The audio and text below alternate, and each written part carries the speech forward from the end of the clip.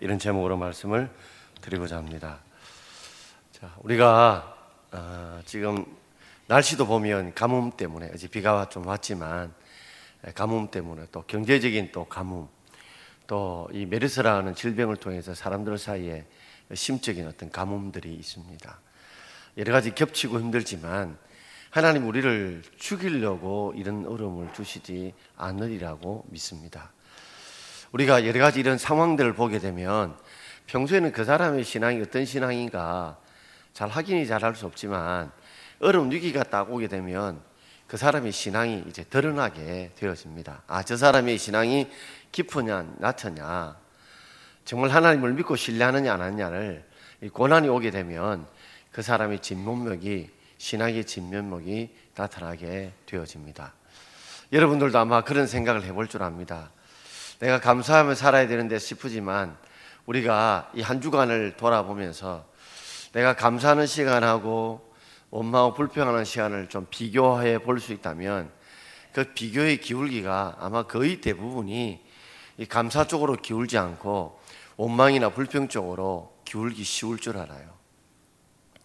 그것은 사람들이 연약한 육신을 가지고 있고 상황에 민감하게 반응하기 때문에 그럴 줄 압니다.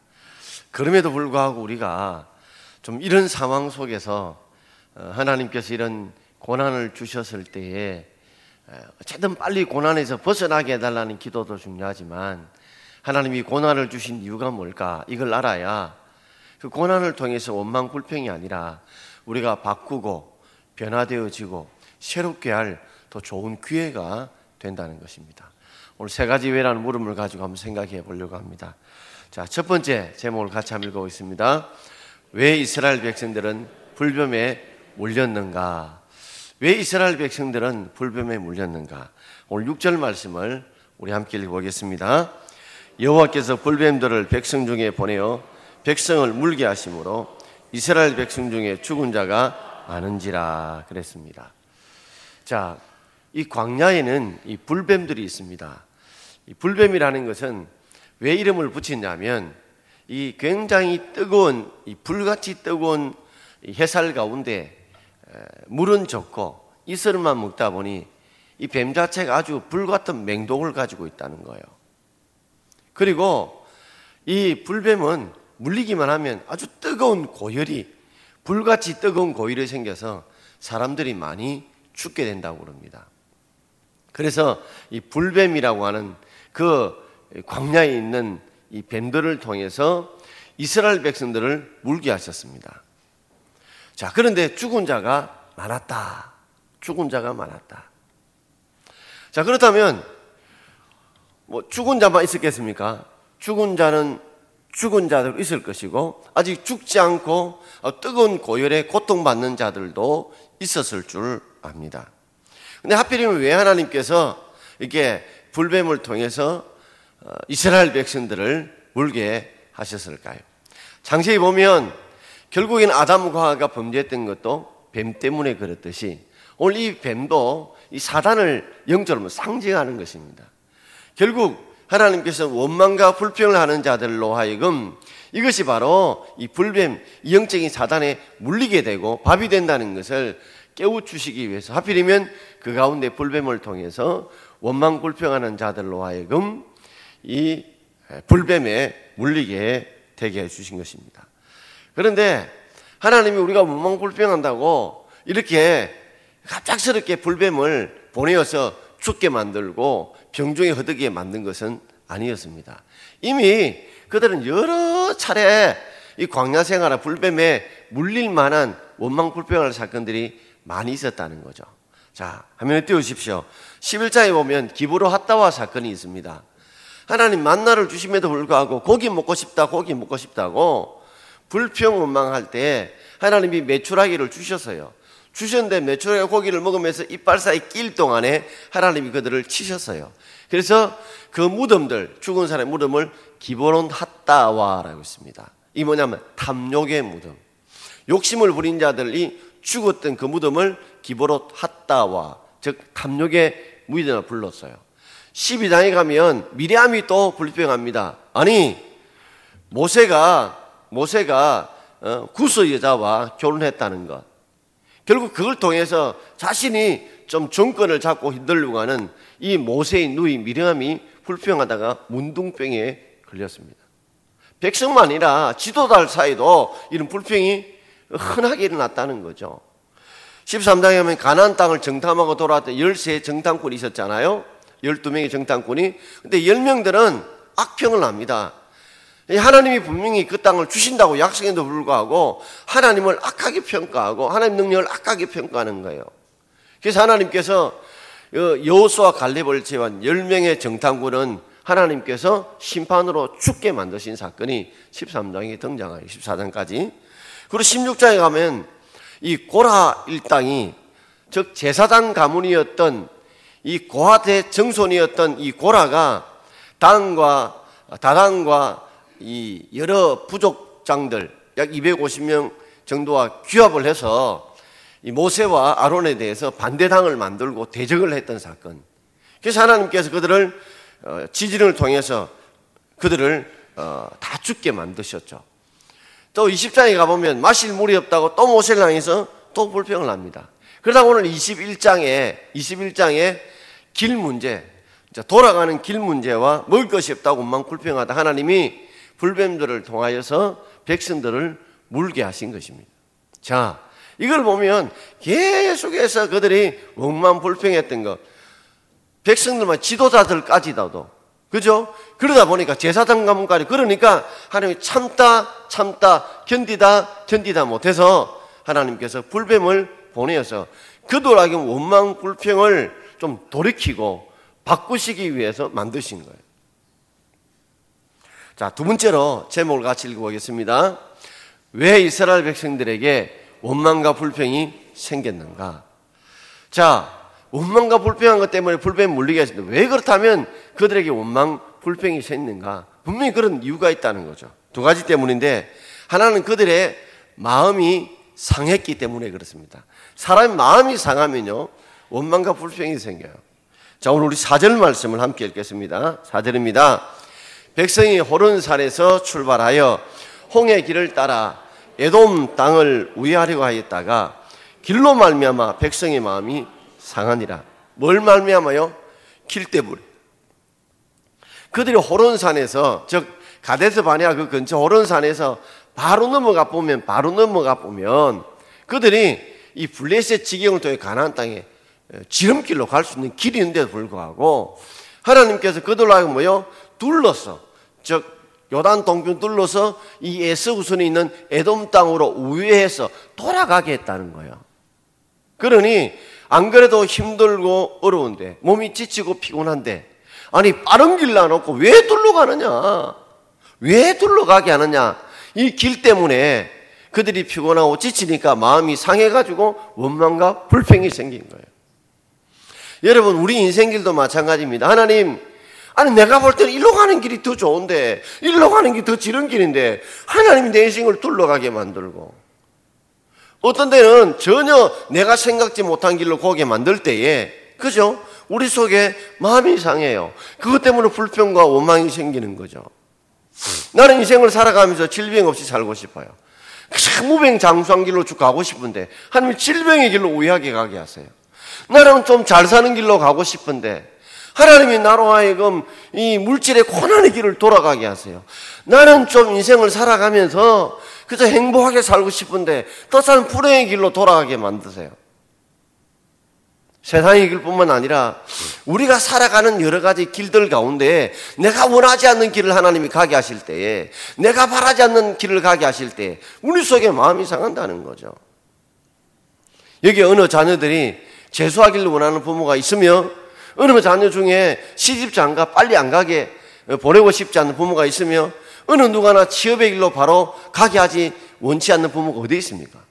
그런데 하나님이 거기를 둘러서 우회하여서, 그러니 아이 빠른 길 놔놓고 지름길 놔놓고 왜 둘러가느냐? 힘들고 어렵고 지치잖아요. 이것 때문에 그들이 마음이 상하게 되는 거예요. 우리가 어떤 때는 이런 여러 가지 삶에 내가 원치 않는 길로 하나님이 이끌어 가실 때 우리가 한번 생각해 봐야 돼. 하나님 왜 우리의 길로 하셨는가? 분명히 하나님의 뜻이 있어요. 하나님의 계획이 있어요. 만약에 우리였다면 요단 동편은 전혀 얻을 수 없는 땅이었어요. 그래 돌아갔다면 나중에 여리고성도 정복하지 못해요. 어쩌면 그들이 그 여리고성을 정복하지 못하고 거기에서 폐퇴할지도 몰라요.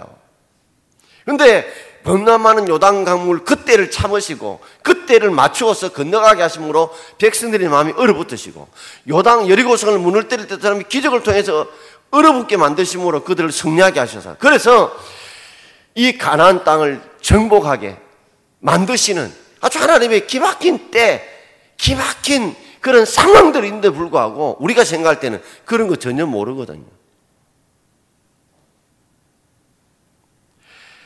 그렇기 때문에 우리가 분명히 어떤 마음이 상할 때마다 여러분 이렇게 기도하셔야 됩니다.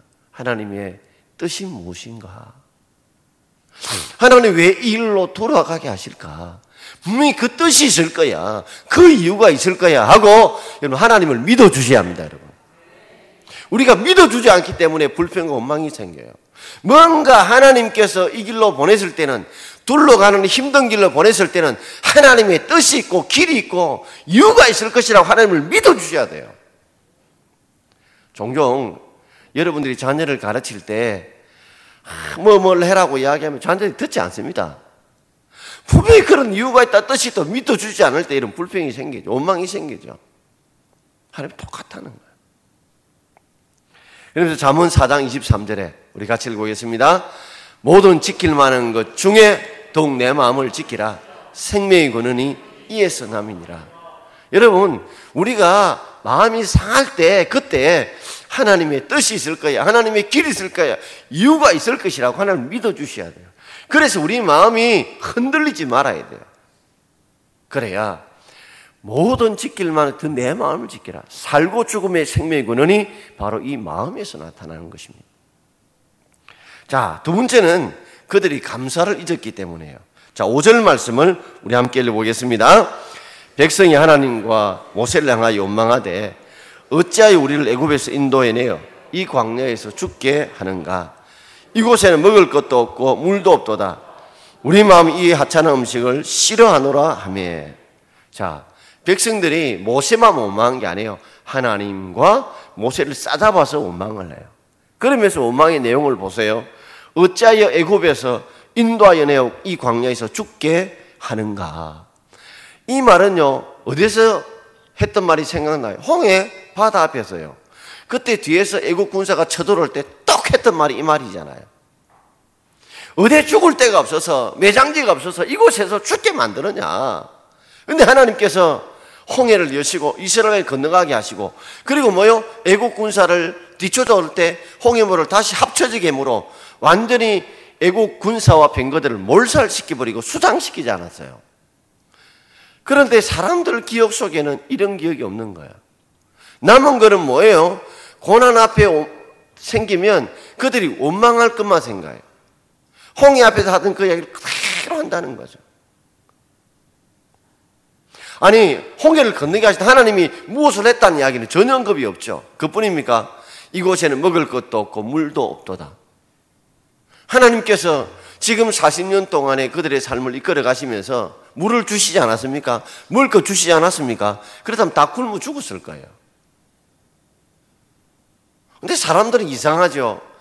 꼭 불평하면 있는 건 절대 이야기 안 하고 없는 것만 이야기해요. 죽겠다는 이야기만 해요. 그리고 심지어 이 하찮은 음식을 싫어하느라 이게 뭘까요? 만나거든. 만나요. 그들이 배고플 때 만나를 얼마나 그리워해서 꿀식 꿀 같은 과자라고 했던 그들이 이제는 만나 지겹다.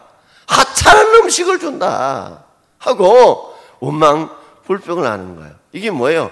주님께서 여태껏 우리에게 도와주시고 우리와 함께 하시고 은혜를 주셨던 건 다 잊어버리고 감사를 잊어버리기 때문에 그래요. 여러분 하나님께서 왜 이렇게 어쩌면 광야 같은 어려운 생활을 우리에게 몰아넣었을까요? 그 이유를 가만히 보십시오. 하나님이 물이 바로 주지 않았어요. 없을 때 기도하면 물을 주셨어요. 홍해 바다 앞에서 그죠? 두려울 때 기도하면 열어주셨어요. 그죠? 먹을 것을 기도하면 하나님께서 먹을 것을 주셨어요.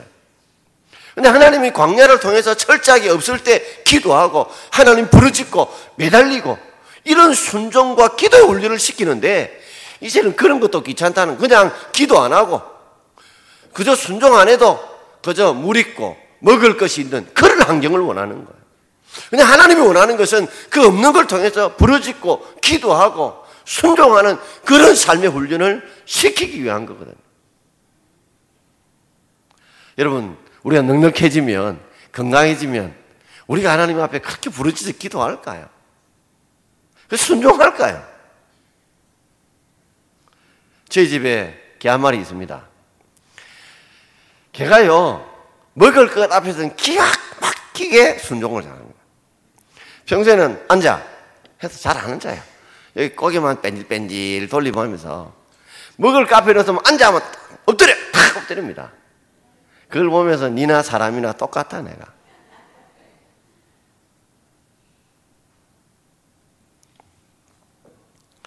자, 그러면서 우리 7절 말씀 같이 읽겠습니다.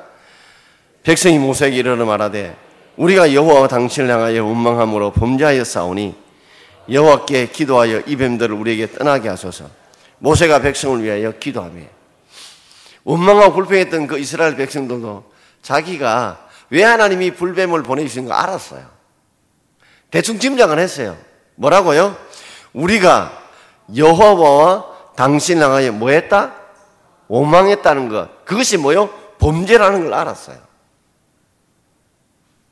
그러면서 여호와께 기도하여 이 뱀들을 우리에게 떠나게 하소서. 자기들이 기도하지.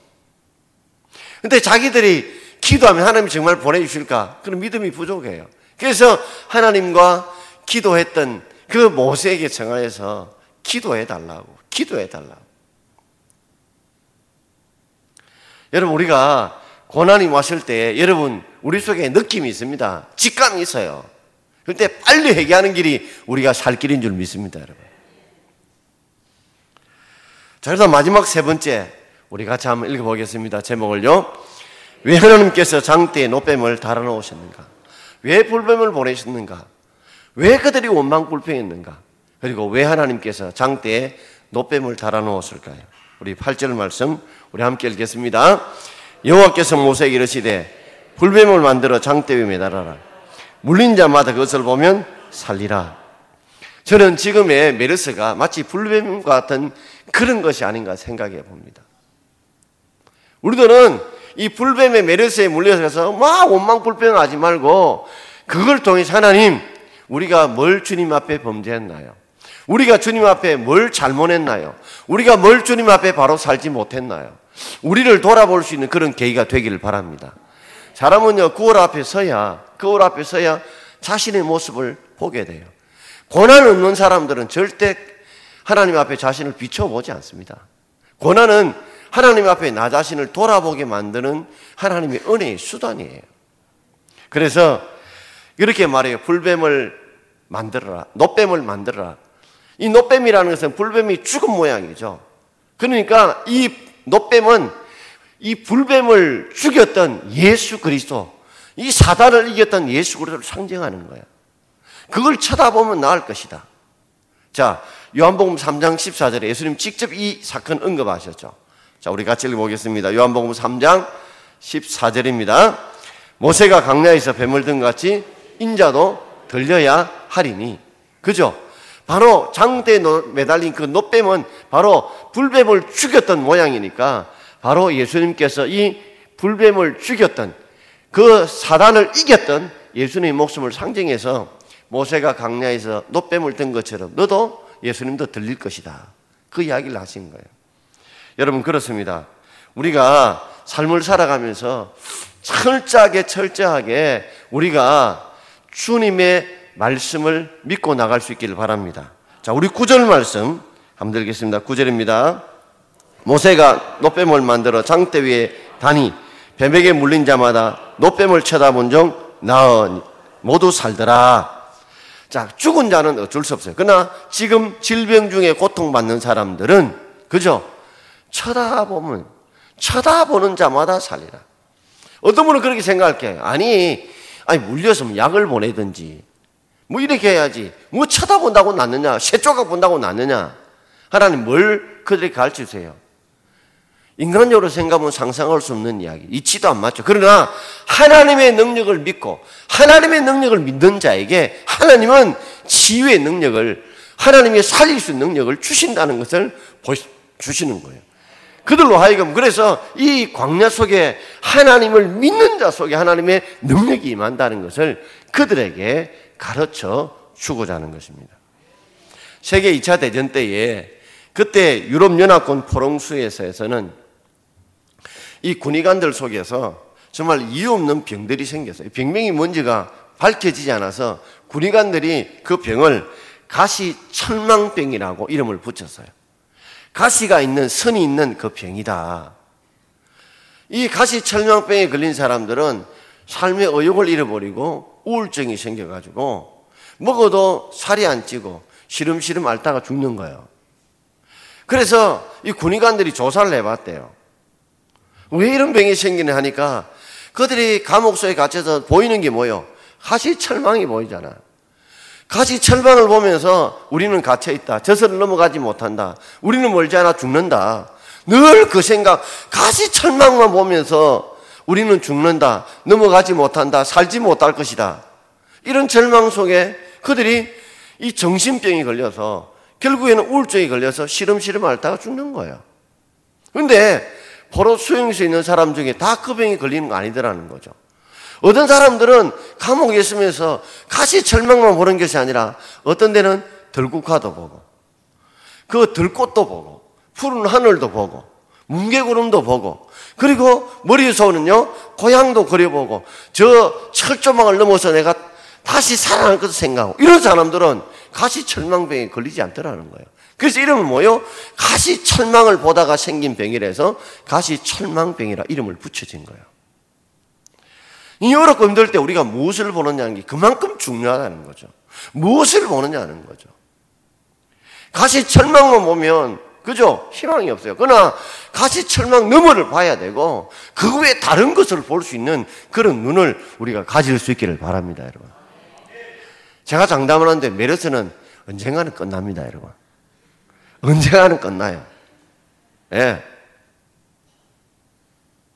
근데 우리가 자꾸만 그 메르스 하다가요, 사람이, 예? 뭐 거기에 막 매이는 거예요. 다른 거를 좀 보세요. 하나님께서 그때 땅을 보지 말고 좀 하늘을 보고 하나님을 바라보고 장대에 매달린 예수를 바라보는 그런 믿음이 여러분께 있기를 바랍니다. 우리가 면역이 있으면 이길 수 있듯이 그 하나님께 이길 힘을 주시지 않겠어요? 전 끝으로 이 이야기를 드리고 마치고자 합니다. 설교의 항태자고 불리는 서펄전 목사님이 계셨는데 이분이 1850년 1월 6일 날 자기 나이 17세 때에 그때 이 영국에 어마어마한 눈보라가 내렸던 거예요. 그러니까 자기 다니는 교회를 가지 못하고 마차가 완전 끊겨버리고 길이 끊겨버렸으니까 그래서 그 근처에 아주 작은 예배당에 가게 되었습니다. 문을 비지히 열고 들어가니까 한 10명 정도 앉아서 예배를 드리는데 그날에는 그 목사님도 눈보라가 와서 교회를 못 온 거예요. 그날 집사가 이제 성경 한 구절을 읽고 설교를 했다는 거죠. 그때 읽었던 성경이 이사야 45장 22절이에요. 우리 같이 읽어볼까요? 땅끝의 모든 끝이여 내게로 돌이켜 구원을 받아라. 나는 하나님이라 다른 이가 없느니라. 땅끝의 모든 끝이여 내게로 돌이켜 구원을 받아라. 나는 하나님이라 다른 이가 없다. 구원을 주신 분은 하나님밖에 없다. 이 구절을 가지고 이 집사님이 이제 설교를 하는 거예요. 설교를. 그러니까 얼마나 가슴도 두근두근하고 막 떨리고 그랬겠습니까? 발음도 떡tur했는데 이렇게 설교를 했다는 거죠. 스펄전이 거의 간증집에 기록해 놓은 내용이에요. 화면 한번 띄워주세요. 자, 제가 읽어볼게요. 여러분 간단한 말씀입니다. 주님을 바라보라고 했습니다. 바라보는데 무슨 힘이 됩니까? 손발이 움직이지 않아도 됩니다. 바라보는데 지식을 가져야 합니까? 무식한 자도 바라볼 수 있습니다. 바라보는데 기간이 필요합니까? 나이가 많아야 바라볼 수 있습니까? 아닙니다. 어린아이도 바라볼 수 있습니다. 무엇을 바라보아야 합니까? 예수님을 바라보십시오. 주님을 말씀하십니다. 나를 바라보아라. 내가 피를 흘렸노라. 나를 바라보아라. 내가 십자가에 매달렸노라. 나를 바라보아라. 내가 무덤에 묻혔노라. 나를 바라보아라. 내가 부활했노라. 나를 바라보아라. 내가 하늘로 올라갔노라. 나를 바라보라. 내가 하나님 보좌 우편에 앉았느니라. 죄인들아, 나를 바라보라. 나를 바라보고 구원을 얻어라. 이렇게 아주 단순한 설교를 했어요. 근데 10명 중에 청년 17살 서펄전이 이 앞에 앉아 있으니까 구원의 확신도 없고 아직 믿음 없는 서펄전이 그 이야기를 듣는데 그때 그 집사님이 뭐라고 하는지 서펄전 보고 이런 말을 했어요. 자문에 떼어주세요. 청년이여, 힘이 없어 보입니다. 예수 그리스도를 바라보십시오. 그러면 구원을 얻을 것입니다. 하고 그 집사님이 외쳤어요. 그때 서펄전 마음속에 내가 내를 바라보고 살았다는 걸 깨닫게 된 거예요. 자신을 바라보고 살았다는 걸 깨닫게 된 거예요. 그러면서 그 십자가에 매달리시고 부활하시고 그리고 하늘 보좌 우편에 계시고 그리고 재림하실 그분을 바라볼 때 마음속에 그 속에 성령의 생기가 자기 안에 불어져온 거예요. 그리고 거기서 그가 회심하게 되고 거기서 목사가 된 거예요. 그래서 스펄전은 목사가 회심시킨 사람이 아니고 집사님이 회심시킨 사람이에요. 여러분, 우리가 무엇을 바라보느냐 인생이 그만큼 중요해요. 같이 철조망을 보느냐, 그 너머에 들국화를 보고 하늘을 보느냐. 무엇보다도 주님, 이 어려울 때 우리 모든 성도님들이 저희 마음속에 정말 하나님을 바라볼 수 있는 은혜가 있기를 바랍니다. 하나님께서 어쩌면 그것을 좀 바라보라고 한국교회와 성도들이 너무나 자식들 바라보고 공부 바라보고 먹고 사는 것 바라보고 취업 바라보고 결혼 바라보고 건강 바라보고 이런 거는 너무나 바라보는데 점점 예배 때마다 성경도 들고 오지도 않고